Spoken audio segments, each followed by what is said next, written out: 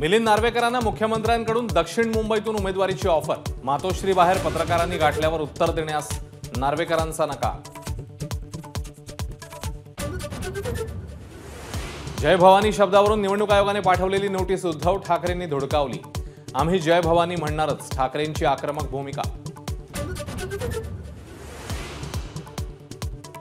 देवेंद्र फडणवीसांना आधी देशाचे गृहमंत्री आणि मग पंतप्रधान व्हायचं होतं, संजय राऊत यांचा मोठा दावा। भाजपच्या जळगाव लोकसभेच्या उमेदवार स्मिता वाघ यांनी घेतले शरद पवारांचे आशीर्वाद। जळगाव विमानतळावर झाली अचानक भेट। बुलढाण्यातल्या सभेतनं जेपी नड्डांची ठाकरे आणि पवारांवर टीका। उद्धव ठाकरे सुप्रिया सुळे परिवारवादी पार्टीचे, फक्त आपला परिवार वाचवण्यात गुंतलेत, नड्डा यांची घणाघाती टीका। कोल्हापुरात आमचा शाहू महाराजांना पाठिंबा। एमआयएमचे खासदार इम्तियाज जलील यांची छत्रपती संभाजीनगरमध्ये घोषणा।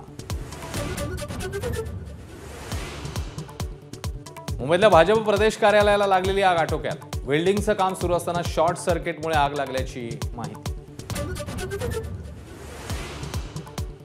नेवासा तालुक्यात कुटुंब कल्याण नियोजन शिबिराचा भोंगळ कारभार उघड। शस्त्रक्रिया केलेल्या रुग्णांना बेड नसल्यानं जमिनीवर झोपण्याची वेळ। FJF रुग्णालयातला धक्कादायक प्रकार उघड।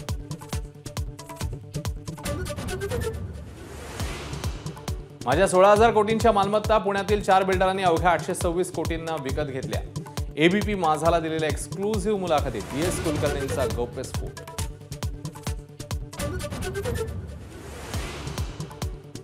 छत्रपती संभाजीनगरचे बैजू पाटील जागतिक छायाचित्र स्पर्धेमध्ये अव्वल। आगीमधून कीटक टिपणाऱ्या पक्षाच्या फोटोमुळे बैजू पाटलांना उत्कृष्ट छायाचित्रकार पुरस्कार।